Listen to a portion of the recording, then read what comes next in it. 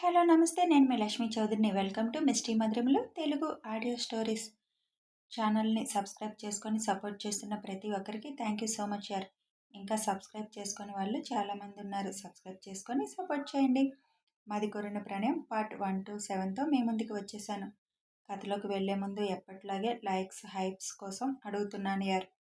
ఒక లైక్ ఇచ్చి కథని మీరు సపోర్ట్ చేయండి. గమనిక: ఇక్కడ రాస్తున్న విషయాలు కథ కోసం మాత్రమే, ఎవరిని ఉద్దేశించినవి కాదు, ప్రేరేపించేందుకు కాదు. కథని కథలాగే చూడండి యార్. ఇక మనం కథలోకి వెళ్ళిపోదాం. భూమి రూమ్లోకి వచ్చేసరికి అక్కడ ఆపరేషన్ థియేటర్ సెటప్ ఉండడంతో వణికిపోతుంది. అంటే ఇప్పుడు ఇప్పుడు బేబీ నా కడుపులోకి ఈరోజే వచ్చేలా వీళ్ళు ఏదైనా చేసేస్తారా దక్ష సార్ అని బాధగా అనుకుంటుంది మనసులో. ల్యాప్టాప్లో ఆశ్రమం గురించిన వివరాలన్నీ చూస్తున్న దక్షకి ఒక్కసారిగా గుండె హై స్పీడ్లో కొట్టుకోవడం మొదలు పెట్టేసరికి గుండె మీద చేయి వేసుకొని నల్లత్రాచు అంటాడు వెంటనే. ఏమైంది నల్లత్రాచు? నీకు చేరువవడానికి నా ప్రయత్నం నేను మొదలు పెట్టాను.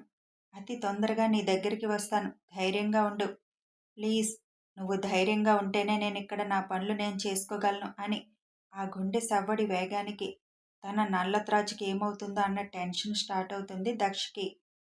భూమి వాళ్ళు వెళ్ళిన 2 నిమిషాలకి లోపలికి వచ్చిన డాక్టర్ని చూడగానే గుండెల్లో దడ స్టార్ట్ అయిపోతుంది భూమికి.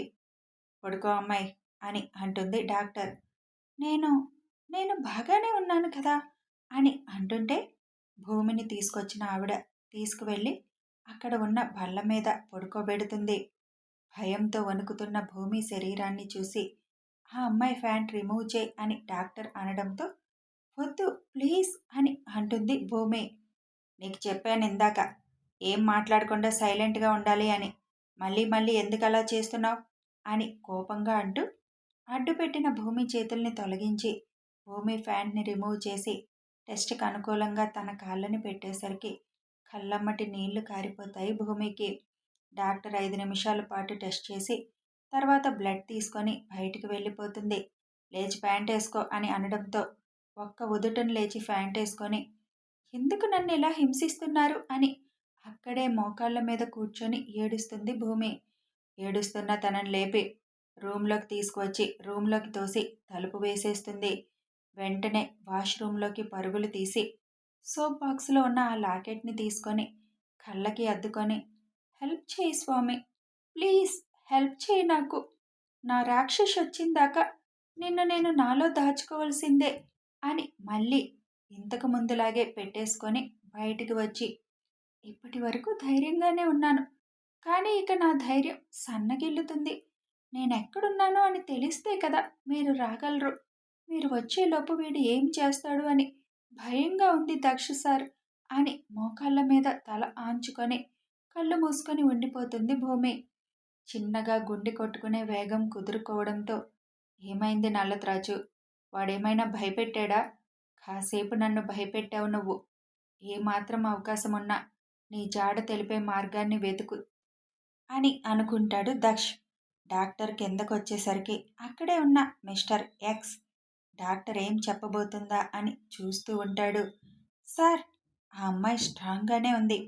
పైగా యూట్రస్ కూడా ఎటువంటి ప్రాబ్లం లేదు. తను చాలా హెల్దీగానే ఉంది. ఇక బ్లడ్ టెస్ట్ కూడా అనగానే, బ్లడ్ టెస్ట్ ఎందుకు? మనం ఏమైనా టెస్ట్ ట్యూబ్ ఐవీఆర్ చేస్తున్నామా? లేదు కదా. అంత సమయం నాకు లేదు. నేను చెప్పిన ప్రాసెస్ చేసేయాల్సిందే అని అంటాడు మిస్టర్ ఎక్స్. సార్, అది కష్టం సార్ అని డాక్టర్ అంటుంటే, నీ పని నేను చెప్పింది చేయడం మాత్రమే. నాకు సలహాలు ఇవ్వడానికి కాదు. నోరు మూసుకొని వెళ్ళి ఎలా చేయాలి అని ఆలోచించు. ఒక తల్లి గర్భం నుంచి ఇంకో తల్లి గర్భంలోకి బేబీని ఎలా ప్రాణాలతో ఉండగానే పెట్టాలి అనేది ఆలోచించు. ఏమాత్రం మధ్యలోనే ఆ బేబీకి ప్రాణం పోకూడదు. పోతే నీ ప్రాణాలు పోతాయి అని కోపంగా అంటూ వెళ్ళి ఆ పనిలో ఉండు అంటాడు ఎక్స్. అక్కడి నుంచి కిందన ఆవిడ కోసం ఏర్పాటు చేసిన రూమ్లోకి తీసుకువెళ్తుంది పనావిడ. ఆవిడ వెళ్ళిపోగానే మిస్టర్ ఎక్స్ తన మనుషులకి ఫోన్ చేసి వాడిని తీసుకొని రండి, రేపు ఉదయమే పెళ్ళి అని చెప్పి ఫోన్ కట్ చేసి, ఇక నా పనికి ఆటంకం కలిగే అవకాశం లేదు, ఈసారి నేను అనుకున్నది జరిగిపోతుంది అని వికృతంగా నవ్వుకుంటాడు. అప్పటి వరకు ఆ పక్కనే ఉండి సైలెంట్గా అన్నీ వింటున్న అతని భావమరిదికి అతను చేయబోయే పని తలుచుకుంటేనే గుండెల్లో దడ మొదలవుతుంది. తప్పించుకుందాము అన్న అవ్వకుండా నన్ను కూడా ఇక్కడికి తీసుకొచ్చాడు. పొరపాటున నన్ను కూడా ఏమైనా అతని దాహానికి బలి చేయాలనుకుంటున్నాడా అని ఆలోచిస్తూ భూమి ఉన్న రూమ్ వైపు చూస్తాడు. చాలాసేపు భూమి ఆలోచనలతోటే ఉండిపోయిన దక్ష్ బెంగళూరు రీచ్ అయిపోయాం, స్టార్ట్ అవుతున్నామని అద్వైత్ నుంచి మెసేజ్ వస్తుంది. ఓకే అని మెసేజ్ చేసి ఇక ఆలోచనలన్నీ పక్కన పెట్టి ఏం చేయాలన్న దాన్ని ప్లాన్ చేయడం మొదలు పెడతాడు దక్ష్. కరెక్ట్గా గంటకి ఆ హోటల్ ముందు ఆగుతుంది అద్వైత్ వాళ్ళ కారు. విజయ్, అద్వైత్ ఇద్దరూ కూడా వాళ్ళ రూపాన్ని పూర్తిగా మార్చేసి హోటల్లో దక్ష్ అప్పటికే తన రూమ్ ఎదురుగానే వాళ్ళ రూమ్ వచ్చేలా బుక్ చేయడంతో రిసెప్షన్లో మాట్లాడి రూమ్ కీ తీసుకొని వెళ్ళిపోతారు. స్వామీజీ మనిషి ఒకరు దక్ష్ ఉంటున్న ఫ్లోర్ కారిడార్లోనే ఉంటాడు. అతను ఎవరెవరిని కలుస్తున్నాడు ఇవన్నీ తెలుసుకోవడం వాళ్ళ పని. అంత ఈజీగా ఎవరినీ నమ్మరు. అతను చూస్తున్నాడని దక్షకి కూడా తెలుసు. అద్వైత్, విజయ్ రూమ్లోకి వెళ్ళగానే రూమ్కి వచ్చేసాం అన్నా, ఇప్పుడు డైరెక్ట్గానే రూమ్కి వచ్చేయాలా అని అడుగుతారు. లేదు, రూమ్కి వస్తే వాళ్ళల్లో అనుమానం స్టార్ట్ అవుతుంది అని ఏం చేయాలో చెప్పడంతో ఓకే అంటారు ఇద్దరు. లంచ్ టైం అవడంతో భోజనం చేయడానికి బయటికి వస్తాడు దక్ష్. అదే టైంలో అద్వైత్, విజయ్ కూడా వస్తారు. దక్ష్ మాస్క్ వేసుకొని ఉండడంతో వాళ్ళు సైలెంట్గా ఉన్న దక్ష్ వాళ్ళని చూసి సర్ప్రైజ్ అవుతున్నట్లుగా హే కృష్ణ, విజు మీరేంటి ఇక్కడ అని ఆశ్చర్యపోతున్నట్లుగా గట్టిగానే అడుగుతాడు. మీరు అని అంటారు వాళ్ళిద్దరూ. హే నేను రామ్ని అనగానే హే రామ్ నువ్వా, నీకింకా ఎలర్జీ పోలేదా, మాస్క్ పెట్టుకునే తిరుగుతున్నా అని అంటూ వాట్ ఏ సర్ప్రైజ్, నువ్వెప్పుడొచ్చావు అమెరికా నుంచి అడుగుతాడు అద్వైత్. జస్ట్ మార్నింగ్ వచ్చాను, మీరేంటి ఇక్కడ, అసలు ఊహించలేదు మీరు ఇక్కడ ఉంటారని అంటూ మాట్లాడుతూనే కారిడార్ దగ్గరికి వస్తారు. వాళ్ళు రావడం చూసి కొంచెం పక్కగా వెయిటింగ్ చేస్తున్నట్లుగా కూర్చుంటాడు స్వామీజీ మనిషి. అక్కడే కూర్చొని అవును, ఎందుకు అమెరికా నుంచి వచ్చావు, పొద్దున్నే రావడం ఏంటి, అమ్మాయి కోసం వెతుక్కుంటూ వచ్చావా అని అడుగుతాడు కృష్ణ. అద్వైత్ హా, వెతుక్కుంటూనే వచ్చాను, కానీ ఈసారి తప్పకుండా తనని తీసుకొని వెళ్తాను అని అంటాడు దక్ష్. ఆల్ ద బెస్ట్ అని అంటాడు అద్వైత్. మరి మీరెందుకు వచ్చారు అని అడుగుతాడు దక్ష్. బిజినెస్ పని మీద వచ్చాం, మాతో కలవమంటే మీరు అసలు కలవరుగా, ఎంతసేపు మీ బిజినెస్ మీదే కానీ మా గురించి ఆలోచించరు కదా అని అంటాడు అద్వైత్. దక్ష్ చూద్దాం, ముందు నా పని అవ్వనివ్వండి, నేను ఇక్కడి నుంచి రూమ్ వికేట్ చేసేస్తున్నాను, సరదాగా అందరం కలిసి భోజనం చేద్దాం పదండి, మళ్ళీ అమెరికాలోనే మనం కలిసేది అని అంటాడు దక్ష్. రూమ్ వెకేట్ చేయడం ఏంటి అని అడుగుతాడు విజయ్. తనని వెతుక్కుంటూ వెళ్తున్నాను కదా, అందులో భాగంగా ఒక ఆశ్రమంలో ఉండబోతున్నాను అనగానే వాట్, మిలియనీర్ అయిన నువ్వు ఆశ్రమంలో ఉంటావా, హౌ ఈజ్ ఇట్ పాసిబుల్ అని అడుగుతాడు అద్వైత్. తన కోసం ఏదైనా చేస్తాను అని దక్ష్ అంటుంటే అవును, కొన్ని లక్షల కోట్ల టర్నోవర్ అవుతున్న బిజినెస్ని పక్కన పెట్టి అమ్మాయి కోసం వచ్చినప్పుడే అర్థమవుతుందిలే. సరే భోజనం చేద్దాం పదండి, కాసేపే కదా మీరుండేది మాతో అని అంటూ కింద రెస్టారెంట్కి వెళ్తారు. అప్పటి వరకు వాళ్ళ కాన్వర్జేషన్ మొత్తం హిందీలోనే ఉంటుంది. వాళ్ళు మాట్లాడుకునేది వాళ్ళకి తెలియాలి అని దక్షిక ఆశ్రమంలోనే ఒక విషయం తెలుస్తుంది. ఆశ్రమంలో పనిచేసే వాళ్ళందరికీ హిందీ తప్పకుండా వచ్చి ఉండాలన్న నియమం. ఎందుకంటే ఎక్కడెక్కడి నుంచో వచ్చిన వాళ్ళందరినీ మేనేజ్ చేయడానికి. వాళ్ళు అలా కిందకి వెళ్ళగానే ఇతను ఆశ్రమంలో ఉన్న స్వామీజీకి ఫోన్ చేస్తాడు. సార్, అతను నిజంగానే చాలా పెద్ద కోటీశ్వరుడు సార్ అని జరిగిందంతా చెప్పగానే ఓకే, అతను ఇక్కడికి వచ్చే వరకు అతన్ని వాచ్ చేస్తూనే ఉండండి అని చెప్పి ఫోన్ కట్ చేస్తాడు స్వామీజీ. రెస్టారెంట్కి వెళ్ళాక వాళ్ళ దరిదాపుల్లోకి ఆ మనిషి వచ్చే అవకాశం లేని చోట ముగ్గురు కూర్చొని ఇంగ్లీష్లో వాళ్ళ ప్లాన్ మాట్లాడుకోవడం మొదలు పెడతారు. దక్ష్ మొత్తం చెప్పాక ఎట్టి పరిస్థితుల్లోనూ తేడా రాకూడదు, కేర్ఫుల్గా ఉండాలి అద్దు అని అంటాడు అద్వైత్తో. ఓకే అన్నా, నేను కేర్ఫుల్గానే ఉంటాను అని అంటాడు అద్వైత్. కనీసం నా పేరు కూడా అడగకుండా నేను మాట్లాడిన మాటలు విని వాడు వెంటనే రియాక్ట్ అయిపోయాడు అంటే డబ్బు కోసం వాళ్ళు ఏదైనా చేస్తారు అని అర్థమైపోతుంది. కాబట్టి ప్రతి నిమిషం అలర్ట్గా ఉండు. ప్రమాదంలోకి నిన్ను పంపిస్తున్నాను. నాకు నా నల్లత్రాచు ఎంత ముఖ్యమో నా తమ్ముడు కూడా అంతే ముఖ్యం. అది గుర్తుపెట్టుకో అంటాడు దక్ష్. అంతసేపు అద్వైత్తో దక్ష్ మాట్లాడుతున్నా తన ముందు ఉన్న ఫుడ్ మాత్రం తినకపోవడం చూసిన అద్వైత్, తినకుండా ఉంటే ఎలా అన్నయ్య? తింటేనే కదా మనకి కొంచెం శక్తి వచ్చేది, ఏదైనా చేయగలిగేది.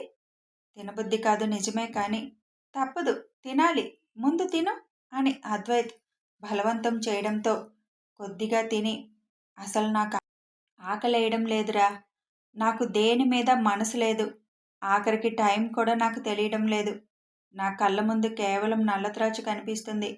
ఎప్పుడూ అనుకోలేదు ఒక అమ్మాయి కోసం నేను ఇలా ఉంటాను అని. నన్ను పూర్తిగా వశం చేసుకుంది మీ వదిన అని అంటూ, పిచ్చిది, చాలా భయస్తురాలు, ఏదో నా కోసం కొంచెం ధైర్యంగా ఉన్నట్లు నటిస్తుంది, కానీ అక్కడ ఎలాంటి సిట్యువేషన్లో ఉందో, ఎంత వణికిపోతూ ఉండి ఉంటుందో తలుచుకుంటే నా మీద నాకే కోపంగా ఉందిరా. తనని జాగ్రత్తగా చూసుకోలేకపోయాను. మాటిచ్చాను నీ వరకు ఎవరిని రానివ్వను అని. కానీ ఈరోజు తను ఎక్కడుందో కూడా తెలుసుకోలేని స్థితిలోకి వెళ్ళిపోయాను. అది నాకు చాలా కష్టంగా అనిపిస్తుంది అంటాడు దక్ష్.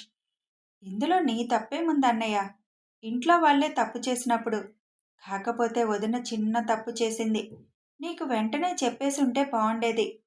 పోతే పోయింది ప్రాజెక్ట్, ఆ ప్రాజెక్టు కోసం తను రిస్కులో పడిపోయింది అంటాడు అద్వైత్. అలా ప్రాజెక్టు పోతే పోయింది అనుకునే మనస్తత్వం తనకుంటే ఈరోజు మనం ఇక్కడ ఇలా ప్లాన్ చేసుకునే అవసరం ఉండదు కదా. తనేమైపోయినా పర్వాలేదు, అందరూ బాగుండాలి అనుకునే పిచ్చి మొహంది. అలాంటి పిచ్చి దాని మీద వాళ్ళు ప్రయోగాలు చేయాలి అనుకుంటున్నారు. సరే పదండి, రూమ్కి వెళ్దామని ముగ్గురు రూమ్ దగ్గరికి వచ్చాక దక్ష్ రూమ్లోకి వాళ్ళు కూడా వెళ్తారు. జాగ్రత్తగా ఉండద్దు, వాళ్ళు మనల్ని మొత్తం పరీక్షించే లోపలికి పంపిస్తారు. సో నీకు కెమెరా పెట్టడానికి కూడా అవదు. ఫోన్ స్విచ్ ఆఫ్ చేయమంటారు, కానీ నువ్వు స్విచ్ ఆఫ్ చేస్తే నా బిజినెస్ చాలా లాస్ వస్తుంది. నేను ఆన్లోనే ఉంచుకోవాలి. లేదు అంటే నేను ఇక్కడ ఉండను, వెళ్ళిపోతాను, రోజు వస్తాను అని గట్టిగా చెప్పేశాయి. వాళ్ళెట్టి పరిస్థితుల్లో నిన్ను వదులుకోరు. ఆ ఫోన్ ఇప్పుడు నీకు నాకు మధ్య ఉన్న ఒకే ఒక్క లింకు. ఇకపోతే నువ్వేమీ అక్కడ ఉన్నవన్నీ తెలుసుకోవాలని ప్రస్తుతం ప్రయత్నించకు. ఎందుకంటే ఒక్కడివే వెళ్తున్నావు కాబట్టి. నువ్వు చేయవలసింది ఒక్కటే, మాటలు చెప్పి మాయ చేసి ఆ దరిద్రుడు నీతో పాటు రాత్రికి బయటికి రావాలి. ఆశ్రమం మీద మనం దాడి చేస్తే జనాలు ఒప్పుకోరు. వెర్రి జనాలు మన మీద యుద్ధానికి వస్తారు. పైగా మనం ఆశ్రమంలో ఉన్నట్టు వాడికి విషయం తెలిస్తే నల్లత్రాచుకి ప్రమాదం. మనం వెతుకుతున్నట్లు వాడి వరకు విషయం వెళ్ళకూడదు. స్వామీజీ బయటికి వచ్చేయాలి. మ్యాక్సిమం నేను చెప్పినట్టే చెయ్యు. ఫోన్ ఆన్లోనే ఉంచు. ఏమాత్రం చిన్న తేడా వచ్చినా ఆశ్రమంలోనే సమాధి చేసేస్తారు అద్దు. నేను వచ్చే వరకు కూడా వాళ్ళు ఆగరు. కాబట్టి నువ్వు మాత్రం తొందరపడద్దు, ఆవేశపడద్దు. ఒక్కొక్కసారి పనులు జరగాలి అంటే వాళ్ళ దారిలోనే మనం వెళ్ళాలి, తప్పదు. వాళ్ళని నమ్మించినట్టే ఉండాలి. నాకు తెలిసి తప్పకుండా వాడికి నేను చెప్పిన పిచ్చి ఉండే ఉంటుంది. ఎందుకంటే నేనున్న కాసేపట్లోనే వాడి చూపులు ఎక్కడెక్కడున్నాయో నేను గమనించాను. వన్స్ వాడు బయటికి వస్తే ఇక మనం వాడి నుంచి కావాల్సిందంతా రాబట్టొచ్చు. టైం ఎక్కువ లేదురా. రోజు గడిచే కొద్దీ మీ వదిన ప్రమాదానికి చాలా చేరువుకి వెళ్ళిపోయినట్టే. వాడు అనుకున్న పని చేయడానికి ఇప్పుడు సమయం లేదు కాబట్టి సైకోలాగే ఆలోచిస్తాడు. ఇంక బయలుదేరు, రామ్ అని చెప్పు, మర్చిపోయి కృష్ణ అని చెప్పకు. ఇందాక వాడు మన పేర్లు విన్నాడు అని అంటాడు దక్ష్. ఓకే అన్నయ్య, నేను బయలుదేరతాను మరి అని రెండు అయిపోవడంతో లగేజీ పట్టుకొని వెళ్ళాలి కదా, ట్రాలీ అక్కడ ఉంది కదా అని అంటాడు అద్వైత్. విజయ్, నువ్వు వెళ్ళి వాడిని మాటల్లో పెట్టి కొంచెం పక్కకు తీసుకువెళ్ళు. ఈలోపు వీడు ట్రాలీ తీసుకొని బయటకు వచ్చేస్తాడు అని చెబుతాడు దక్ష్. ఓకే అని విజయ్ బయటికి వచ్చి కారిడార్లో ఉన్న అతని దగ్గరికి వెళ్ళి, చాలాసేపటి నుంచి మీరు ఇక్కడే ఉన్నారు, ఎవరికోసమన్నా వెయిట్ చేస్తున్నారా అని మాటలు కలిపి, రండి అలా నడుస్తూ మాట్లాడుకుందాం, మీరు లోకలేనా అని అడుగుతూ చెయ్యి పట్టుకొని మరీ పక్కకు తీసుకువెళ్తాడు విజయ్. క్షణాలలోనే ఆ గదిలోకి వెళ్ళి ట్రాలీ తీసుకొని బయటికి వస్తాడు అద్వైత్. అందులో ఉన్న బట్టలన్నీ రూమ్ మంచం మీద పెట్టేసి కేవలం 2 జతలు పట్టుకొని వస్తాడు. ఓకే మరి కేర్ఫుల్, ఎప్పటికప్పుడు ఫోన్ చేస్తూ ఉండు. బిజినెస్ కాల్ అని చెప్పొచ్చులే, ఏం పర్వాలేదు. గాయాలతో ఉన్న నిన్ను పంపించాల్సి వస్తుందిరా, తప్పడం లేదు అంటాడు దక్ష్ బాధగా. అలా అంటావేంటన్నయ్య? అవసరమైనప్పుడు లక్ష్మణుడు రాముడికి అండగా ఉండబట్టే కదా సీత జాడ త్వరగా తెలుసుకోగలిగాడు. మరి ఈ లక్ష్మణుడు సైలెంట్గా ఎలా ఉంటాడు అంటుండగానే విజయ్ అటువైపు రావడంతో, విజు, రామ్ వెళ్ళిపోతున్నాడు, నువ్వేంటి అక్కడికి వెళ్ళావు అని అడుగుతాడు దక్ష్. ఓకేరా, ఆల్ ద బెస్ట్, త్వరగా అమ్మాయి జాడ తీసుకొని అమెరికా వచ్చేసాయి, పార్టీ చేసుకుందాం అని విజయ్ అంటూనే అక్కడికి వచ్చి షేక్ హ్యాండ్ ఇస్తాడు. అక్కడి నుంచి అద్వైత్ ఆశ్రమానికి పయనం అవుతాడు. కథ కొనసాగుతుంది. మరి అద్వైత్ డెన్లోకి అడుగు పెడుతున్నాడు. ఏం జరగబోతుంది తెలియాలి అంటే ఛానల్ని ఫాలో అయిపోండి. లైక్ చేయండి, నచ్చితే షేర్ చేయండి, కామెంట్ రూపంలో మీ అభిప్రాయం తెలపండి, సబ్స్క్రైబ్ చేసుకొని సపోర్ట్ చేయండి. Thanks for watching.